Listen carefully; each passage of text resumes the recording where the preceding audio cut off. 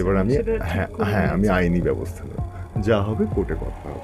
সোহিনী শোভন সম্প্রতি বিয়ে করেছেন সেটা কারোর অজানা নয়, কিন্তু এই বিয়ে যে কোনোভাবেই সোহিনী সরকারের প্রাক্তন প্রেমিক রণজয় মেনে নিতে পারছেন না, সেটা তার সম্প্রতি সোহিনীকে ঘিরে মন্তব্য থেকেই বোঝা যাচ্ছে।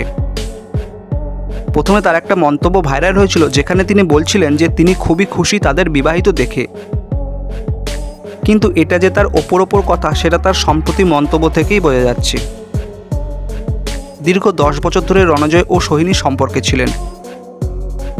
এ সম্পর্ক যে অসম সম্পর্ক ছিল সেটা বলার অপেক্ষা রাখে না, কারণ সোহিনী স্টার ভ্যালু রণজয়ের থেকে অনেক বেশি এবং সোহিনী রণজয়ের থেকে অনেক বেশি টাকা ইনকাম করেন।